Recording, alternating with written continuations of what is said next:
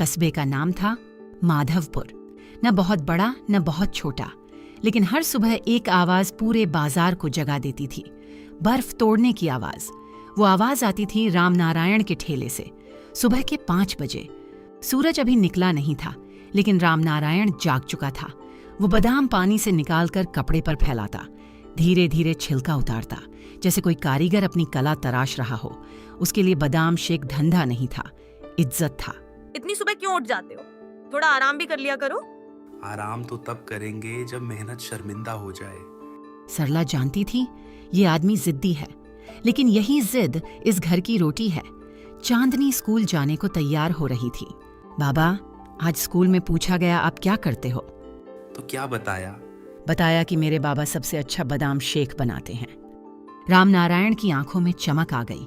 वो गिलास साफ कर रहा था, लेकिन मन में कुछ और चमक रहा था। रामू भैया, वही वाला, ज्यादा मीठा मत करना। तुम्हारे लिए मीठा कम, हौसला ज्यादा। लोग कहते थे उसके शेक में स्वाद अलग है, क्योंकि वो बादाम सिर्फ पीसता नहीं था, उनमें अपनी नीयत भी मिलाता था। लेकिन उसी हफ्ते बाजार में एक नई दुकान खुली। चमकदार बोर्ड, नियोनन लाइट्स, नाम फ्रॉस्टी SIP मालिक, करण मल्होत्रा। ऐसी दुकान, म्यूजिक, प्लास्टिक के ग्लास, ऑफर बाय 1 गेट 1। एक ग्राहक, अरे रामू, अब तो बड़ा कंपटीशन आ गया।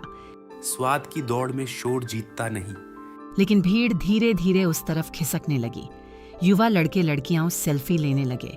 रामनारायण का ठेला वहीं खड़ा रहा, चुप। उसी दिन एक नया चेहरा आया, साफ सादा कपड़े, कंधे पर बैग, नाम विवेक। एक बादाम शेक मिलेगा? स्वाद की गारंटी है, बाकी पसंद आपकी। विवेक ने पहला घूंट लिया, कुछ पल चुप रहा, फिर धीरे से बोला, ये सिर्फ शेक नहीं है, फिर क्या है? ये कहानी है। रामनारायण मुस्कुरा दिया। उसे नहीं पता था यही आदमी आने वाले दिनों में उसकी कहानी का सबसे बड़ा मोड़ बनेगा। शाम को कम ग्राहक आए।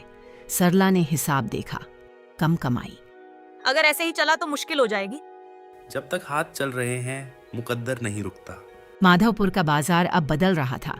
जहां पहले सुबह की शुरुआत रामनारायण के ठेले से होती थी, अब कई लोग सीधे फ्रॉस्टी SIP की तरफ मुड़ जाते थे। नियॉन लाइट्स, तेज म्यूजिक, ठंडी हवा और बाहर लगा बोर्ड, प्योर, प्रीमियम, परफेक्ट।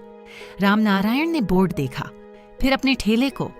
उसने कुछ नहीं कहा, बस बादाम पीसता रहा। दिन चढ़ते चढ़ते पहले जितनी भीड़ नहीं रही। 3 गिलास बिके, फिर आधा घंटा खाली। एक लड़का आया, मोबाइल हाथ में। लड़का, अंकल, वहां तो 60 का मिल रहा है और AC में बैठकर। यहाँ धूप में पियो तो मेहनत का स्वाद मिलेगा। लड़का हंसकर चला गया। रामनारायण ने पहली बार अंदर हल्का सा डर महसूस किया। डर पैसे का नहीं था, डर था लोगों के बदलते स्वाद का। शाम को सरला ने हिसाब देखा। आज आधी कमाई भी नहीं हुई। पहले भी बुरे दिन आए हैं, लेकिन तब सामने कोई ऐसा नहीं था। रामनारायण चुप रहा। वो जानता था ये सिर्फ दुकान नहीं, रणनीति है। अगली सुबह विवेक फिर आया। आज ठेले पर सन्नाटा था। भीड़ कम क्यों है? शायद अब लोग स्वाद नहीं, ब्रांड पीते हैं। और आप? मैं अभी भी बादाम पीसता हूँ। विवेक ने पहला घूंट लिया, कुछ पल चुप रहा, फिर धीरे से बोला, कभी सोचा है आप अपनी कहानी लोगों तक पहुंचाए? मेरी कहानी भला कौन सुनेगा? जो सच्चाई ढूंढते हैं। रामनारायण ने हल्की हंसी में बात टाल दी। उसे नहीं पता था विवेक की ये बात जल्द ही असली हथियार बनने वाली है। दूसरी तरफ फ्रॉस्टी SIP के अंदर करण मल्होत्रा अपने मैनेजर से बात कर रहा था। करण, उस बूढ़े का ठेला अभी भी खड़ा है? मैनेजर, जी सर, लेकिन भीड़ कम है। करण, कम नहीं, खत्म होनी चाहिए। करण की नजर सिर्फ मुनाफे पर नहीं थी, उसे आदत थी पूरा बाजार अपने नाम करने की। दोपहर में अचानक एक ग्राहक आया। उसने शेक लिया, आधा पिया, फिर जोर से बोला, ग्राहक, ये क्या है? स्वाद अजीब है। भीड़ की नजरें मुड़ी। रामनारायण चौंक गया। वो जानता था आज तक किसी ने उसके स्वाद पर सवाल नहीं उठाया। अगर अच्छा न लगे तो पैसे मत दीजिए। ग्राहक बिना पैसे दिए चला गया। दूर खड़ा एक आदमी मोबाइल पर मुस्कुरा रहा था। उस रात रामनारायण को नींद नहीं आई। उसे लग रहा था ये सब इत्तेफाक नहीं है। सरला ने धीरे से पूछा, डर लग रहा है? रामनारायण, डर नहीं, बस ये समझ नहीं आ रहा लड़ाई किससे है। माधवपुर की हवा बदल चुकी थी। एक तरफ चमक थी, दूसरी तरफ सच्चाई, और अब ये लड़ाई खुलकर सामने आने वाली थी, क्योंकि अगला वार सीधा रामनारायण की रोजी पर नहीं, उसकी इज्जत पर होने वाला था। अगली सुबह माधवपुर की हवा कुछ अलग थी। लोग रुक रहे थे, देख रहे थे, पर पास नहीं आ रहे थे। रामनारायण ने महसूस किया, भीड़ कम होना अलग बात है, लेकिन लोगों का नजरें चुराना कुछ और होता है। वो चुपचाप बादाम पीसता रहा। पास की पान की दुकान से आवाज आई, सुना क्या? किसी को पेट खराब हो गया। किसका? अरे उसी बादाम शेक वाले का। रामनारायण के हाथ रुक गए। उसने सिर उठाया।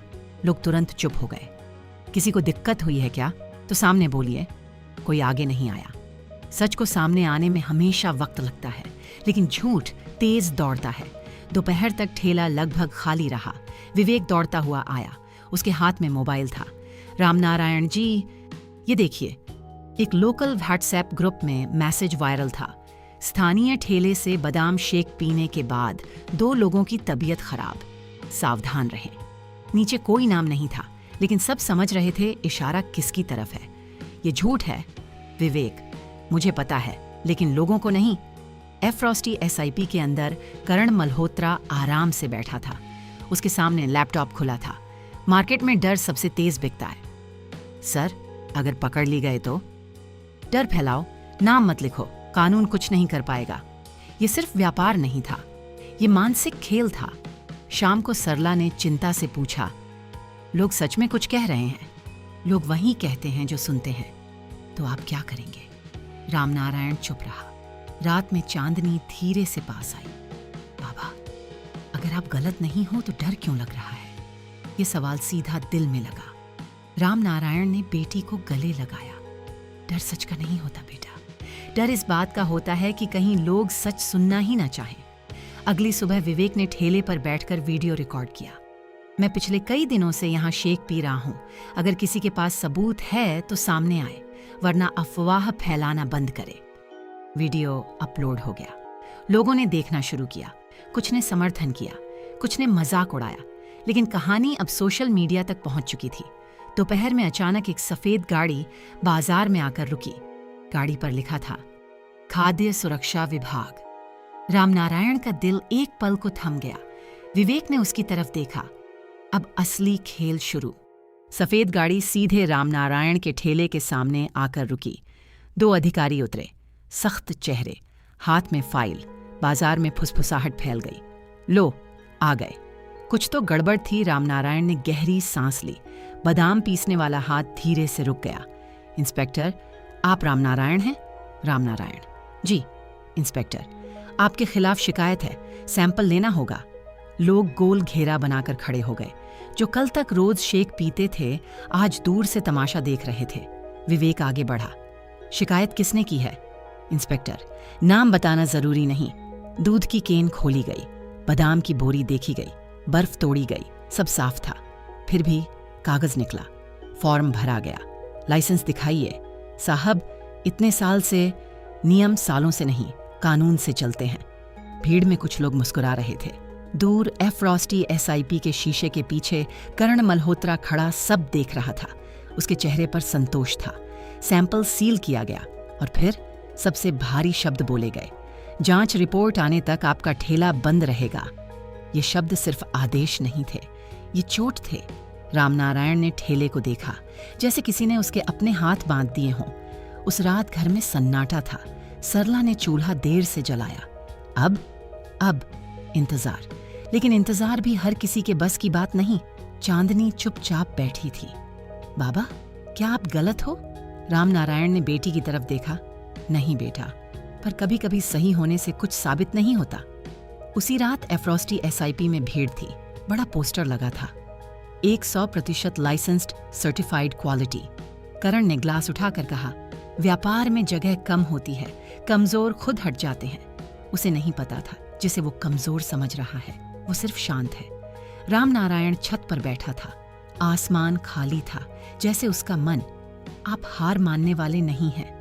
लड़ाई तब होती है जब सामने वाला बराबर हो। यहाँ खेल बड़ा है तो खेल बदलेंगे। माधवपुर की वही गली, लेकिन आज ठेला नहीं लगा। लकड़ी का ढांचा दीवार से टिकाकर खड़ा था, जैसे किसी ने उसकी सांसें रोक दी हों। रामनारायण चौखट पर बैठा था, हाथों में चुप्पी थी, आंखों में सवाल। लोग गुजर रहे थे, कुछ देखते, कुछ नजरें फेर लेते। घर के अंदर सरला पुराने डिब्बे खोल रही थी। थोड़े पैसे, कुछ गहने, कुछ यादें। ठेला बेच देते हैं, उसने धीरे से कहा। रामनारायण ने सिर नहीं उठाया, बस इतना बोला, ठेला नहीं, इज्जत बिकेगी। उसी समय दरवाजे पर दस्तक हुई। विवेक खड़ा था, उसकी आंखों में घबराहट नहीं, निर्णय था। विवेक ने मोबाइल आगे किया, वीडियो चला। एक कर्मचारी दूध में सफेद पाउडर मिला रहा था। पीछे से आवाज, जल्दी डालो, स्टॉक कम है। रामनारायण की आंखें जम गईं। ये सच है? उसने पूछा। हाँ, विवेक बोला, और इसे छुपाना गुनाह होगा। अगले दिन जन सुनवाई में वीडियो चलाया गया। हॉल में सन्नाटा। करण मल्होत्रा की मुस्कान धीरे धीरे गायब हो गई। कर्मचारी सामने आया। मुझसे मिलावट करवाई जाती थी, उसने कहा। कुछ घंटों में दुकान सील कर दी गई। लाइसेंस रद्द। भीड़ ने तालियां नहीं बजाई, बस राहत की सांस ली। रामनारायण चुप रहा। उसे जीत नहीं चाहिए थी, बस सच चाहिए था। कुछ दिनों बाद ठेला फिर उसी जगह खड़ा था। पुराना बोर्ड, पुरानी खुशबू। पहला गिलास विवेक को दिया गया। एक एक कर लोग लौटे। गलती हो गई, हमने विश्वास नहीं किया। रामनारायण हर बात पर मुस्कुराया। काम नहीं, जिम्मेदारी बढ़ी है, उसने कहा। लेकिन शरीर थकने लगा था, हाथ कांपते थे, सांस भारी होने लगी थी। एक शाम गिलास भरते भरते उसकी पकड़ ढीली पड़ गई। गिलास गिरा, दूध सड़क पर फैल गया, और रामनारायण भी। एम्बुलेंस आई। अस्पताल की सफेद दीवारें सामने थीं। डॉक्टर ने साफ कहा, दिल पर जोर पड़ा है, अब आराम जरूरी है। सरला रो पड़ी। चांदनी का हाथ कांप रहा था। रामनारायण ने आंखें बंद की। पहली बार उसने माना, शरीर भी सीमित होता है। अस्पताल के दरवाजे खुले। मोहन अंदर आया, कई साल बाद। बाबा, उसकी आवाज टूट रही थी। मैं संभालूंगा, उसने कहा। रामनारायण ने हाथ पकड़ा। स्वाद नहीं, नियत मत बदलना। कुछ दिनों बाद ठेले के पीछे मोहन खड़ा था। लोग पूछते, रामनारायण जी? मोहन मुस्कुराता, यही हैं, बस हाथ बदल गए हैं। स्वाद वही था, खुशबू वही थी। अस्पताल की खिड़की से धूप अंदर आ रही थी। रामनारायण ने अखबार में छोटी सी खबर पढ़ी। स्थानीय बादाम शेक वाले की ईमानदारी बनी मिसाल। उसने अखबार मोड़ा, बाहर देखा, चेहरे पर शांति थी। उधर ठेले पर मोहन पहला गिलास भर रहा था।